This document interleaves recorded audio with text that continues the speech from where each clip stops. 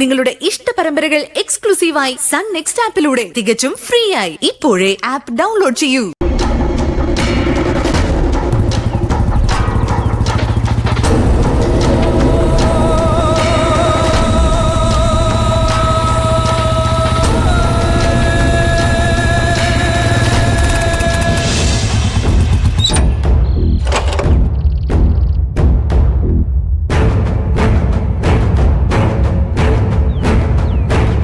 മഞ്ജുന്റെ uniform എല്ലാ അലമാരി തന്നെ ഉണ്ട്.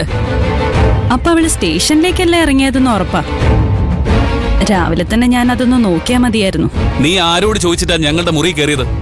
അവളുടെ അലമാര നോക്കാൻ നിന്നോട് ആരാ പറഞ്ഞത്? ഇപ്പൊ ഞാൻ ചെയ്തയാണോ കുറ്റം? അവള് സ്റ്റേഷനിലേക്കല്ല ഇറങ്ങിയതെന്ന് എല്ലാവർക്കും മനസ്സിലാക്കാൻ ഞാൻ വേണ്ടി വന്നില്ലേ? ഈ കുട്ടി ഇത് എന്ത് പാവിച്ചുള്ള പരിപാടിയാണെന്ന് എനിക്ക് മനസ്സിലാവുന്നില്ല. നാളെ മഹിമയുടെ കല്യാണമല്ലേ, എന്നിട്ടാണോ അവളിങ്ങനെ ഉത്തരവാദിത്വം ഇല്ലാതെ മുങ്ങി നടക്കുന്നത്? അമ്മ വെറുതെ സംസാരിച്ച് വിഷയം കൂടുതൽ വഷളാക്കണ്ട. ഇതിലും കൂടുതലായിട്ട് നീ എന്ത് വഷളാവാനാ? ഞാൻ ചേച്ചിയുടെ കൂട്ടുകാരെയൊക്കെ വിളിച്ച് അന്വേഷിച്ചു. അവിടെ എങ്ങും ചേച്ചി എത്തിയിട്ടില്ല. അവള് മുങ്ങിയതാണെന്നാ എനിക്ക് തോന്നുന്നത്.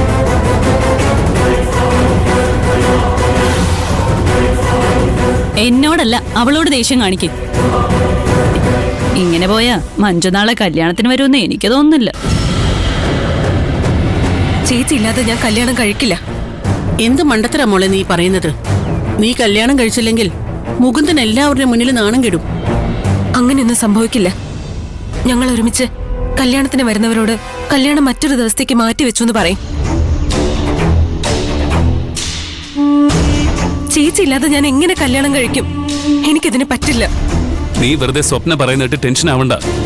നിന്റെ ചേച്ചി എന്തായാലും തിരിച്ചു വരും. ആ കാര്യത്തിൽ എനിക്ക് വലിയ ഉറപ്പൊന്നുമില്ല ഗിരിയേട്ടാ. ഇപ്പൊ എങ്ങനെയുണ്ട്? ഇവള് തന്നെ സമ്മതിച്ചല്ലോ. മിണ്ടാരിക്കടി.